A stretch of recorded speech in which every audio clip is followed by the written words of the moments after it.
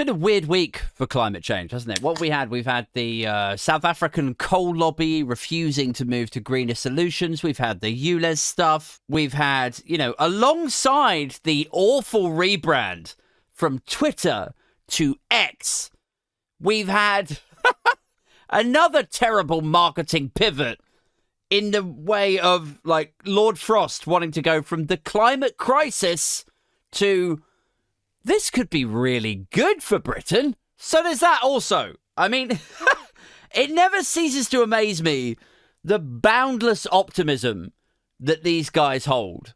You know, the planet's on fire. There's potentially millions trying to get across the English Channel, just desperate to come and live here. Entire countries will not be able to go outside anymore in the daytime. The planet is fucked. And this cretin is like, yeah, but on the other hand, lads, like there's a part of me that just doesn't know anymore, you know? Like, am I genuinely taken aback and infuriated by this stupidity? Or am I just so deeply invested in the depressive, unforgiving hate of this show that then when I encounter something resembling optimism, it just angers me, you know? Like when someone like Lord Frost says that climate change could be of benefit to Britain, I'm like, nah.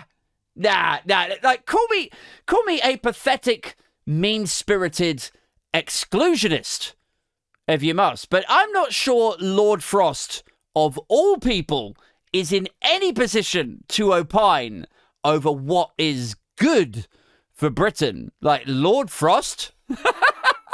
Really?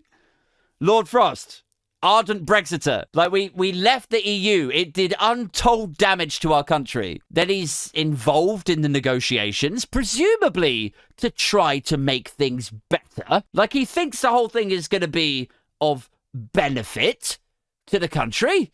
But then the negotiations are a bit inconvenient for him because of where they take place, which is in objective reality. So they're not working for him. So what does he do to safeguard, to secure this thing that he thinks is going to be of net benefit to the UK? What does he do? He runs away. So what does that make him? If he thought that Brexit was going to be great for Britain, but he ran away before he could have a chance to sculpt it in the way that he thought would bring it to life and make it of net benefit to the country, what does that make him?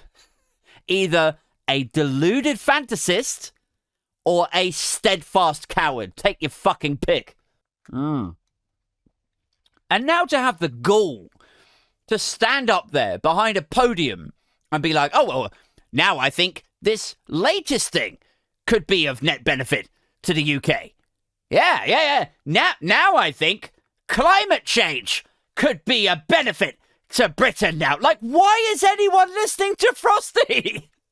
Like, can we just get rid of him? Can we deplatform him? You know? Because the shame is obviously on summer recess. The shame is on furlough. The shame has consciously uncoupled itself from him.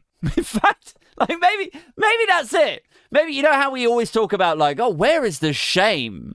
And, like, how come politicians don't have shame anymore? Well, what if people like Lord David Frost are just so unfathomably dumb and embarrassing that even their shame is like, yeah, you're right, mate. You know, like, even shame doesn't want to be aligned with this motherfucker. I think climate change could be good for Britain. Like, honestly, like, what would it take to get these cunts deplatformed? Like, properly deplatformed, you know? Blacklisted, not invited on TV anymore. Because honestly, like, I read quotes like that, and I am tempted to just go and sit in the front row, disguise myself as a tough negotiation, and watch that cunt run out the stage door. Bellend.